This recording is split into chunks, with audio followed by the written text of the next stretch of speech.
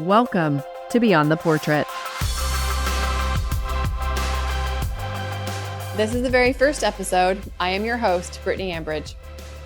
This podcast has been a long time coming. I had this idea for this podcast about a year and a half ago, and I have been dragging my feet. You see, I am a photographer, first and foremost. I have been more than happy to hide behind my work for over 30 years. I am 39, but I started shooting when I was 6 years old, and professionally for about 20 years. But my love of photography started at a very young age.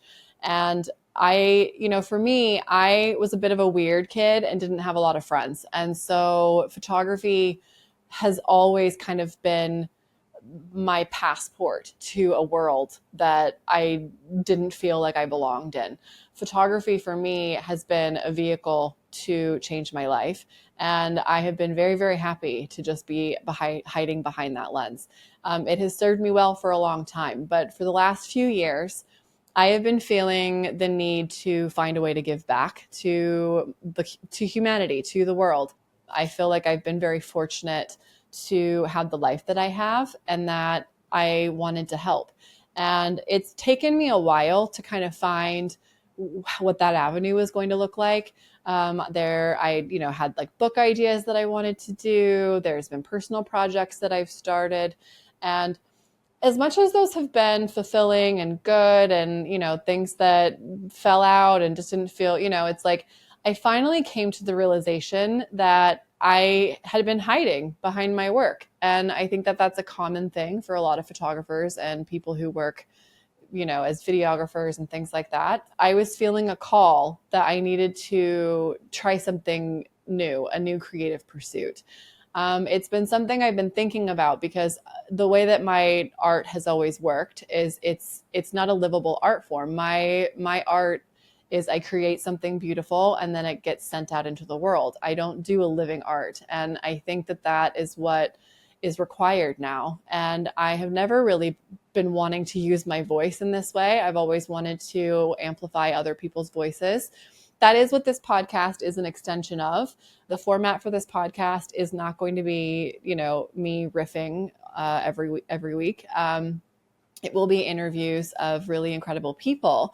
However, for this very first episode, I kind of wanted to give a little bit of clarity into who I am, why I want to do this, and what this is going to be. And for me, this is my siren song.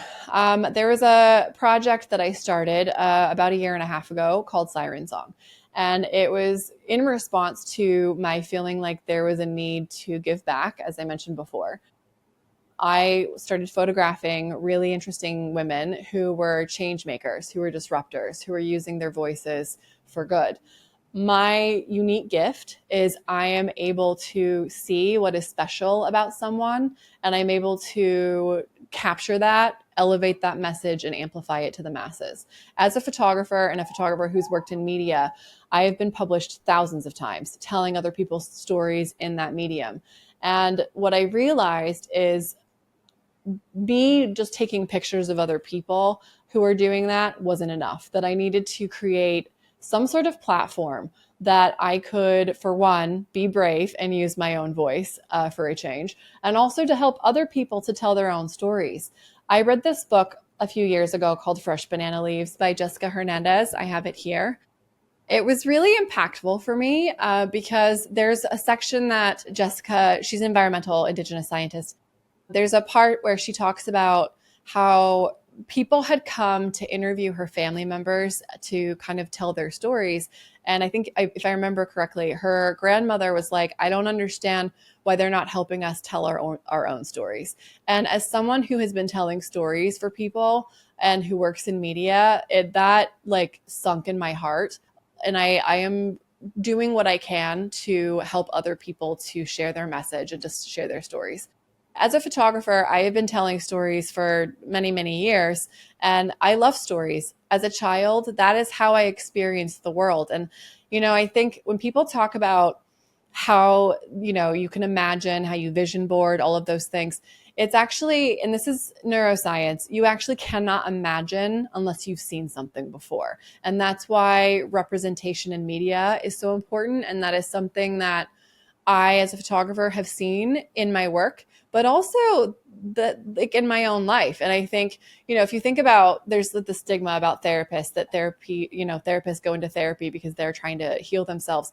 Photographers, at least for me, photography has been a way for me to study humanity. It's been a way for me to be a part when I have always felt outside. I've always felt like an outsider.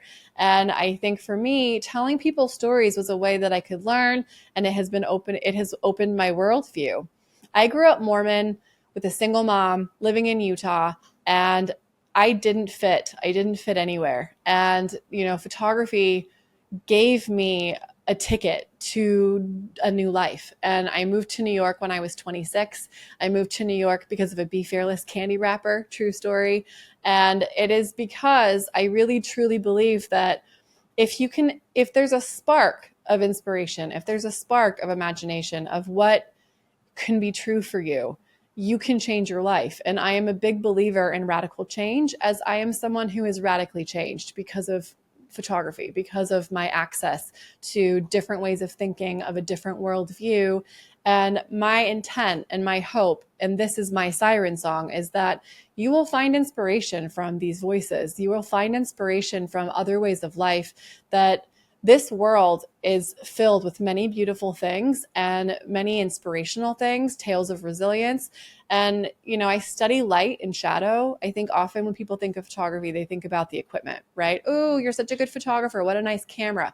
Nothing drives me more crazy than that phrase, because you wouldn't say to a writer, what a nice pencil or what a nice computer. But I think, for photographers, everybody kind of focuses on the gear. And that's actually not what photography is. Photography quite literally means painting with light. And that is the actual meaning of it. And I am always endlessly fascinated by light, the light and the shadow. And for me, photography has been a way to understand the world, to partake in parts of this world, to learn about the world. And I hope that, after a few of these episodes, that, take what you want and leave what doesn't work for you. But I think, representation in media is key. And I think hearing inspirational stories, hearing about experts, we're going to have a neuroscientist on here. We're going to have design people on here. Those are the people that I work with mostly. It's like we have, people on Broadway. We have people, all kinds of amazing people that are going to be on this show. And I think to be able to have this resource where you can learn from other people, and people that it's attainable to change your life. And you just have to believe that you can. And I think that that's what photography is really good for. That's what media is really good for. This podcast has really brought up a lot of feelings of imposter syndrome, feelings of why would anybody want to hear what I have to say? And I'm going to be brutally honest. This podcast has been over a year and a half in the making. I have tried recording these episodes, and quite frankly, I literally had no words. We tried to record, my producer is a saint, and we literally tried to record, and I had to go scream into a pillow because for the first time in years, I had no words. So I think that this is going to be an important challenge creatively for me. We have a video component too, and nobody hates being on camera more than a photographer. So this is, I think, but this was important for me to set the kind of example, because I think for people to really understand and to empathize, you have to be a human being. And I know more than most that a lot of photography, a lot of media is highly curated. We want you to see what we show you, right? That is kind of the point. And the nice thing about a podcast is it's going to be pretty brutally honest. It's going to be off the cuff conversations. We're going to talk about real things. And I think that, lucky for you, I am an overshare. That's a trauma response. You're welcome. But the nice thing about that is we can actually talk about real things. This is not going to be a fluffy podcast.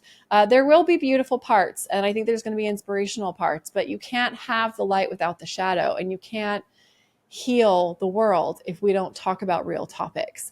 And I think that I feel very strongly about this. And I'm really excited. I think this is going to be a cool endeavor. It's a little bit terrifying. I mean, like I said, I had to go scream into a pillow and then we had to reschedule because I literally had no words. So here we go. But as you know, it seems like for 2024, that has been the theme of the year is let's fucking go. And here we go. So I think that we're gonna end on a high note, but I'm really excited about this podcast and I really hope that you will leave inspired. I really, really hope that this podcast will help people to liberate themselves because I think it's really important that you empower yourself. And if you want to change your life, you can do it. You just have to sometimes be shown the way. And a lot of the people that are going to be on this podcast are trailblazers.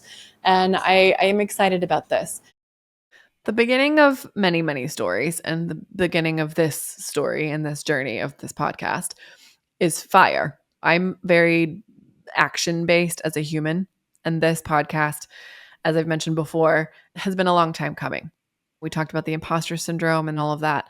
Another big detail about why this has, taken the time that it's taken and why there's been some delays is fire. And my story, this new adventure, this new chapter in my life started with a fire. So I had this idea, about a year and a half ago. And for a variety of reasons, I kept delaying it, whether it was my own insecurities, my imposter syndrome, scheduling, I'd randomly moved. That was unexpected. And then about 2 months ago, I woke up to screaming, and the apartment beneath mine was engulfed in flames.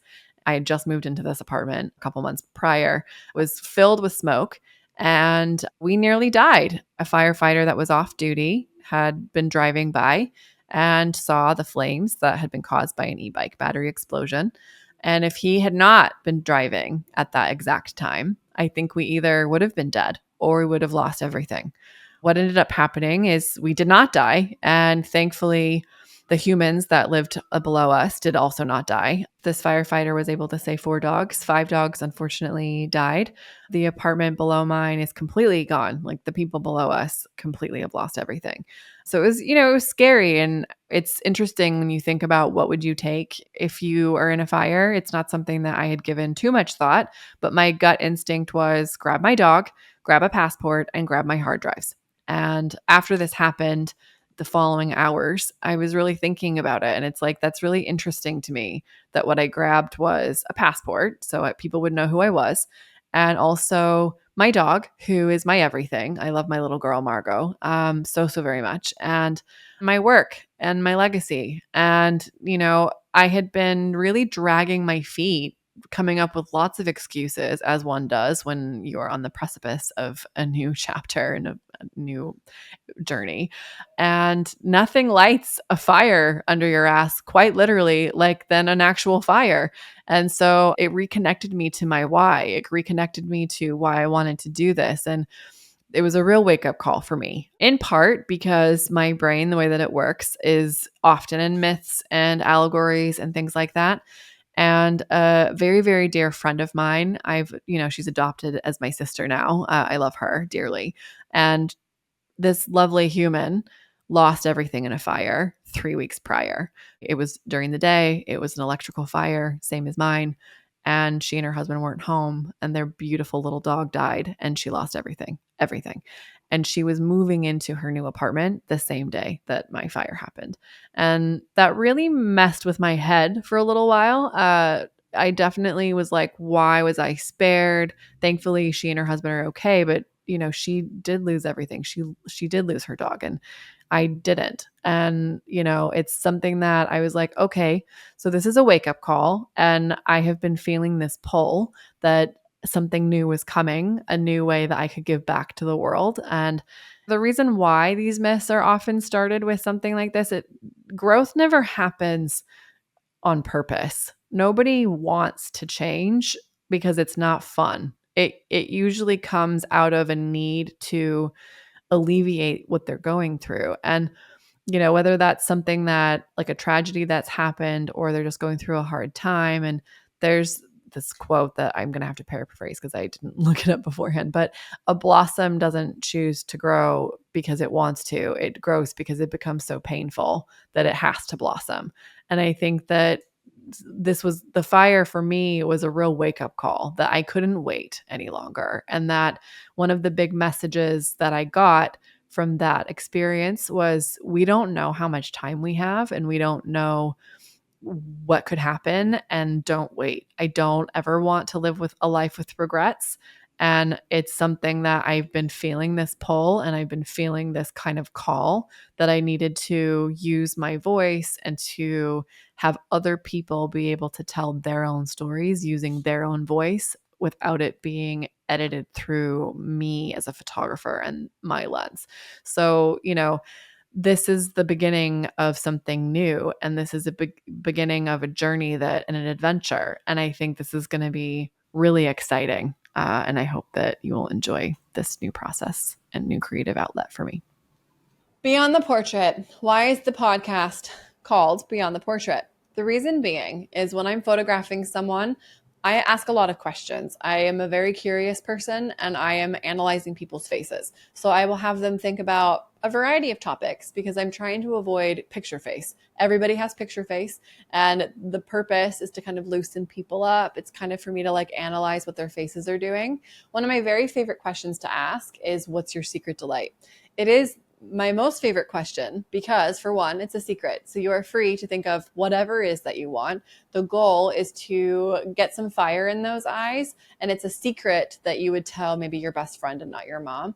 The reason why I do that is because I think to capture someone's passion, it's sometimes difficult when you're asking certain questions, but when it's like a naughty secret, it does kind of get like a little bit more fun, right? So hopefully my intent for this podcast is that you'll really get to know these people and that you're going to be able to learn from their stories and love them as much as I do. And I think that the beautiful part about this being the Brittany show, so to speak, is I get to select who I want to share their message with all of you. And the people that I have in store for you are pretty incredible, and I can't wait to get started.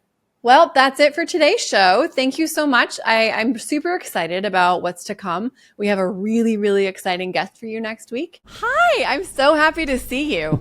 You've got a podcast. I got a podcast. And I wanted to say also the podcast art, I'm like obsessed. The big thank you to Stephanie Bruckler. And then my wonderful podcast producer who, bless him, has had to hear all of my crying and all the things. So big cheers to Juan Paulini Diaz.